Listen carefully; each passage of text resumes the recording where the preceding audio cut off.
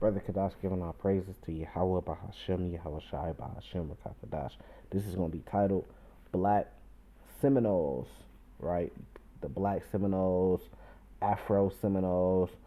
So I just learned about this not too long ago myself, you know what I mean? And I don't know too much about it, but we finna read a little bit on it. We just gonna go to Wiki and read a little bit on it, you know. So I guess this is a picture of the actual Black Seminoles. Now they said the Black Seminoles were a group of so-called black men or African men, slaves during that time, um, Native Americans and Hispanics all mixed up into a Native American group. So, that caught my attention right away because, that's what we teach. Our 12 tribes chart pretty much breaks down to blacks, Latinos, and natives making up the 12 tribes of Israel, in the spirit. So, I started to dig a little deeper and I seen like how much power they had together. And this is what we're preaching. And this is what the law stat this is the good gospel, man. This is what the law, statutes, and commandments is about, right? It's about us coming together as one people. This is the prophecy in Ezekiel 37 that we're going to come back together as one. The prophecy in Deuteronomy 33, and many other places, that we're going to come back together as one people. And that's when we get our power. And it's right here in front of our faces. It's so very easy to see what we need to do to get our power, but the most important part of that is we have to come back together with our Lord. But our Lord gave us direction of how to have power on earth, which is simply us being together as one. That's all our Lord. Lord don't need anything from us. He just gave us what you would call the game of how to have power on earth as a people, and that's being one together. And that's what the law, statutes, commandments give us. It gives a structure, order on how to live as one together, right? But the prophecy is the Lord is going to pour His Spirit out on us, and then we're going to start heading towards that direction upon the Lord's return, right? So,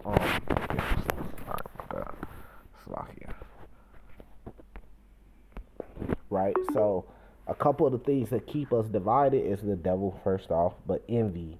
Really not following the law, statute, commandments. That's what's keeping us divided. So you get Hispanics, they'll come to America and their greatest ally is the so-called black man, and they don't even know it. But they want to run after the white man, and they want to be like him, talk like him, dress like him, act like him. I can't even blame them because the so-called black man is doing it. Taking up the white man ways. And then the Native Americans got reservations. You'll see groups that go out there and start trying to teach the truth. And they'll pretty much ban them from coming back or run them off the reservation with hate. But as soon as the white man come out there, it's okay. The Pope comes and Hispanics start dropping down to his feet, kissing his feet. Do you not understand the history of what those people, the Spaniards, did to your people and why you worship the Pope to this day? Why you have the names Garcia, Hernandez, on and on. Why you have those last names? Because they really believe that that language is their language. They really believe that those last names are their last name from their culture. They don't even understand how they got that stuff. The same way the black man got the last name Johnson or David or on and on and on. You know what I mean? Because those names was given to us by our oppressors, the people that oppressed us. So the proof is right there of who oppressed you, who languages you speaking, and who last names you got. That leads to the people that oppressed you. So they don't even understand when they come to the state. Your biggest ally is the so-called black man. It's speaking about the Hispanics and Native Americans, but you see this in like bigger cities like New York. You see Hispanics and blacks dwelling together, and it's going to happen more and more and more. But that's where our power lay at. Judah, we can't just take over by ourselves. We need our brothers. It's a court. You can't the cartel. You can't just fight against the U.S. government and the Mexican government yourself. You need Judah. Native Americans, you can't just take the land back yourself. You need your brothers. So we all need each other. And the Lord put us in that trick bag of pretty much we're not going to get anywhere without having each other. So let's go into this. The Black Seminoles, right? You should read up on this or like watch documentary about this. This is very interesting. I'm gonna watch one later on and get even more knowledge, right? And then It says total population was just 2,000, and where they were at was Oklahoma, right? Florida, of course, Texas, in that area. So that's like right down south, right? Right by the pretty much you right on the border of the Gulf of Mexico, right? They were in those areas, right? The Bahamas in Mexico, right? Which shows you what you had Latinas. It wasn't just natives. It was natives, black slaves, and it was Latinas all mixed together, right? Because it says, look, languages they spoke: English, Afro, Seminole, Creole, right? Which so mean you had Haitians mixed in. I mean, it's not too far fetched, right? In Spanish, right? Now some of the religions, right? Um, Protestantism, Roman Catholic, and Islam, right? Related African groups. So it just goes on and on and on, right? So now let's read a little bit about this, right? The Black Seminoles or Afro Seminoles are an ethnic group of mixed Native Americans and Africans, but like we said, has Hispanics too. Now people get this all mixed up, right? Because they say, well, when blacks are saying we are the Native Americans, and Native Americans are saying, no, you guys not. You're not Native Americans. But then you have blacks saying we were already over here in America. We come from America. What the problem is like a lack of understanding. Even if you have African Americans that went on slave ships that came from Africa and came to America in slavery, and then you had African Americans that were already in America, it's the same thing. The only difference is you had African Americans that came to America before slavery, and then you had some that came doing slavery times. They're still the same people. They still come from. So the argument against that is even the Native Americans, guess what? Y'all come from Africa. So how are you different from an African American coming from Africa? You just came during different times. Still the same curses upon you. Still the same things happen to you by the same hand, the same enemy. You see, so in reality, we all come from, well, you would say Africa because even before the land of Canaan was given to us, which was the land, Canaan is a grandson of Ham. That's why it's named Africa. The Africans are Hamites, right? So even our land was a land that was given to us out of their land, which was the land of Canaan. So everything does come from what we call today the land of Africa. So the Israelites would come from the land of Canaan, but even before that, with Abraham and Lot, where were they at? They were in that area, which is a part of Africa still, right? So let's keep going. Um, Associated with the Seminole people in Florida and Oklahoma, but they said Texas too, right? It says they are mostly blood descendants of the Seminole people, free Africans, and escaped former slaves. So they escaped, and then some was free. Because a lot of people don't understand or know that you had free Africans. I think they called them Bushmen or something at one point in time because they hid in the bushes. They were never slaves.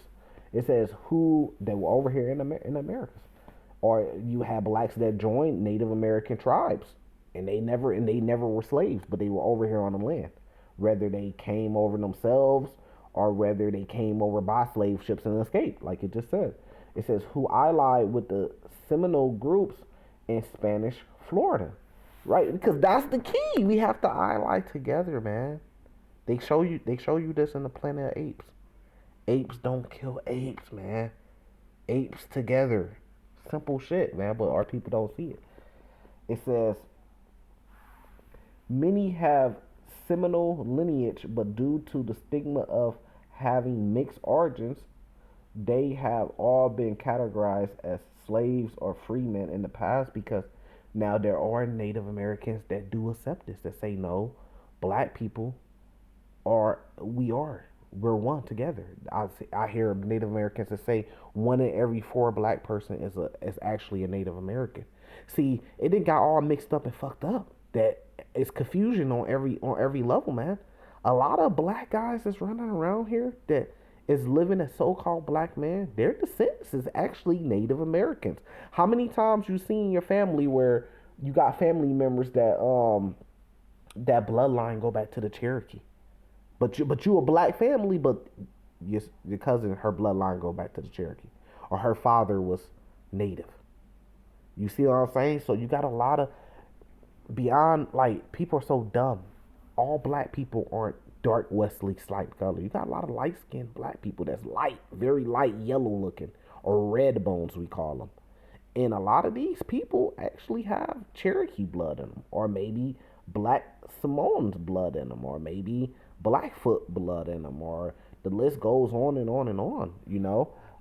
Different tribes blood, and they actually go back to being Native Americans. It's just that Native Americans and blacks mix in so perfect, right? That it's hard to tell the difference. Even more than natives and Hispanics. Natives and Hispanics mix in very good too in those southern states, and blacks and natives mix in very good. You could very well. It's hard to tell the difference because we really all go back to the 12 tribes of Israel. We're really all one, and we have a common ancestor, a common father, which is Jacob, which goes back to Isaac, which goes back to Abraham, which leads back up to our Lord, right? It goes back to Noah. It goes on and on. It go all the way back to Adam, right? Now let's keep going. Historically, the Black Seminoles lived mostly in distinct bands near the Native American Seminoles. Some were held as slaves, particular as Seminole leaders, but the Black Seminoles had more freedom than did slaves held by whites in the South and other Native American tribes, including the right to bear arms, right? Um, so you had, and then this is part of history too. You had Native Americans that had blacks as slaves. You had blacks that had blacks as slaves. You had blacks that had whites as slaves at some point. You had Native Americans that had whites as slaves. You had whites that had, but this all started from the white man coming over, having genocide on the Native Americans, taking the blacks and slaves, and then over time you had groups that try to copy after the white man. No different than today.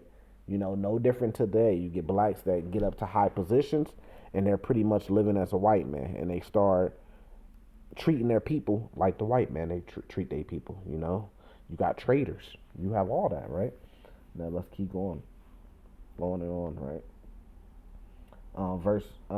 Next. It says today, Black Seminole descendants live primarily in rural communities around the Seminole Nation of Oklahoma.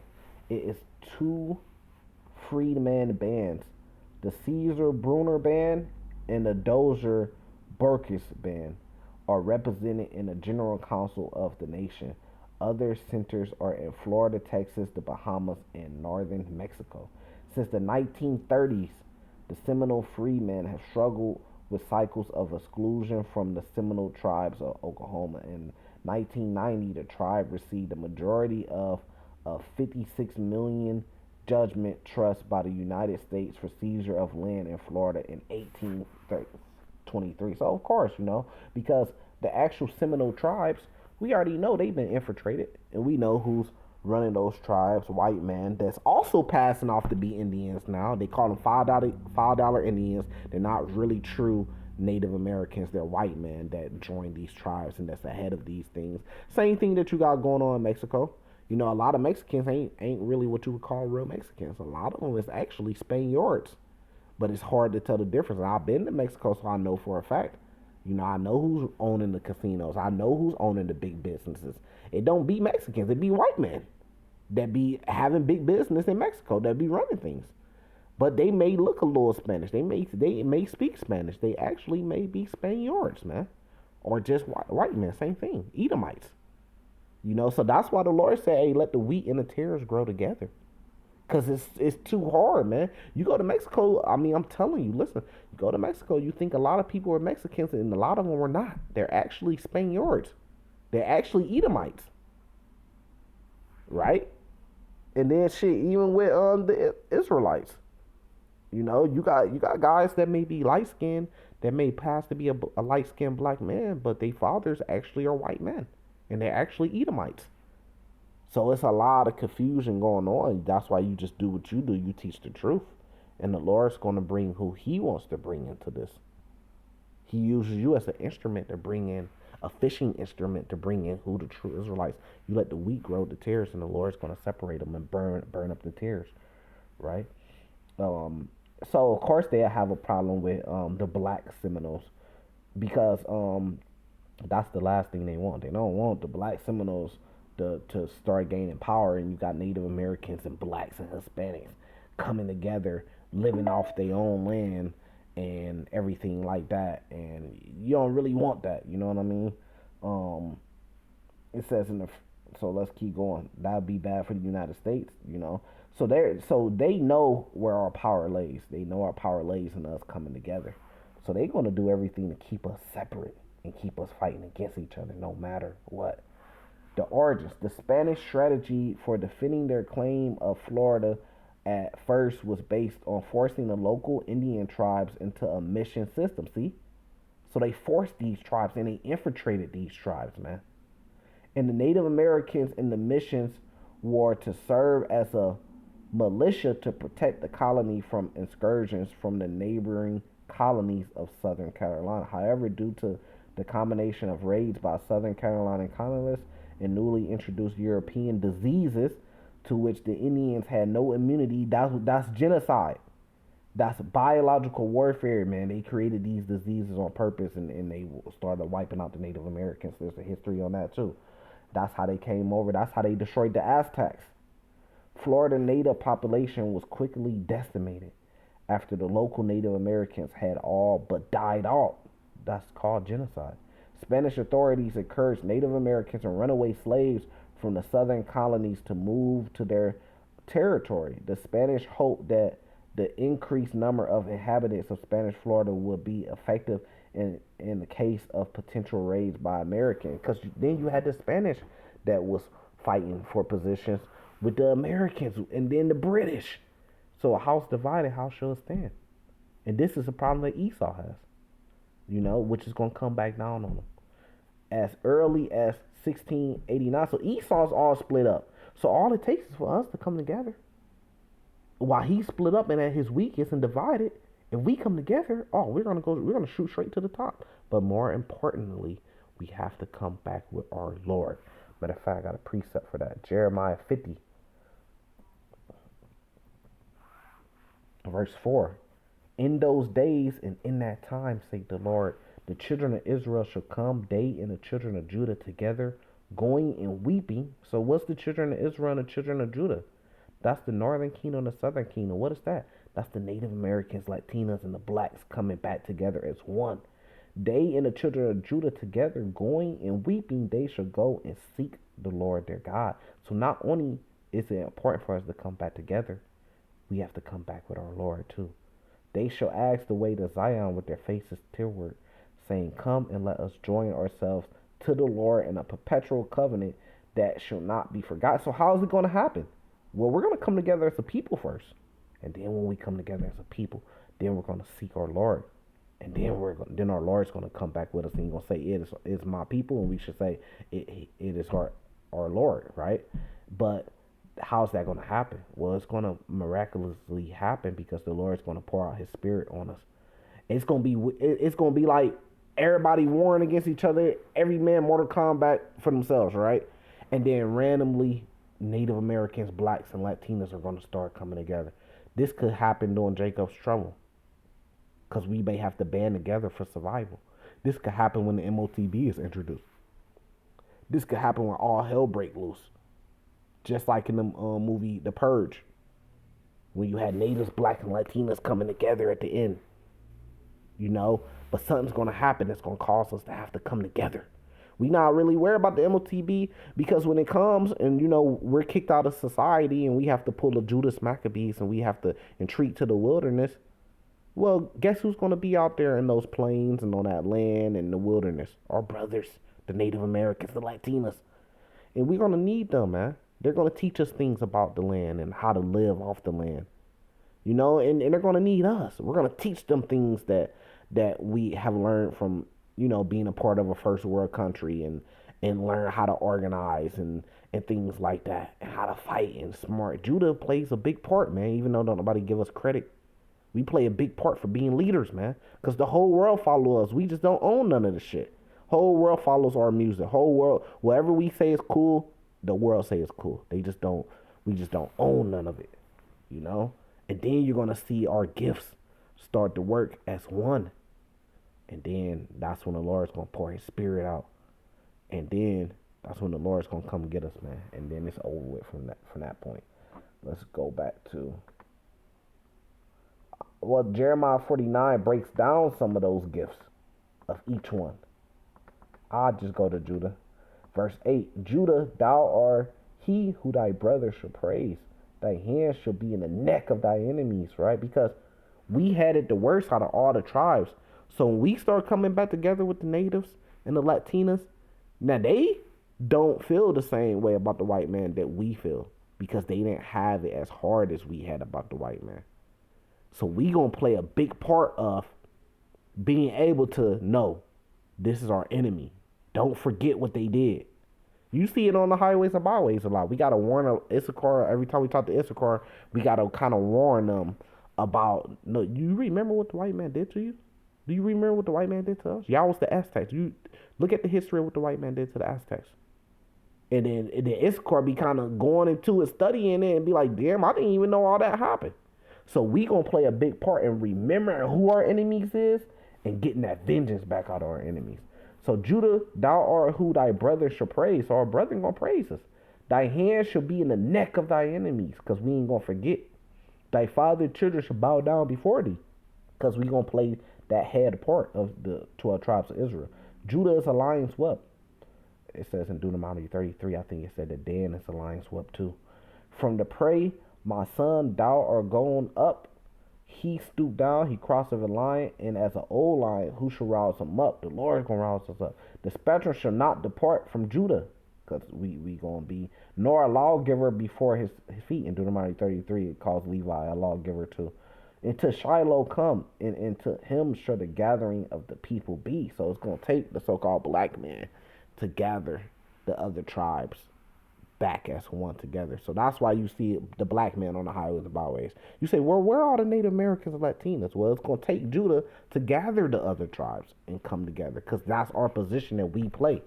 And then we going to get vengeance on our enemies. So, yeah, do a little bit more research on the Black Seminoles. I may come back with another part 2 when I get a little bit more information. With that, I'm going to say salvation to you, like Shalom.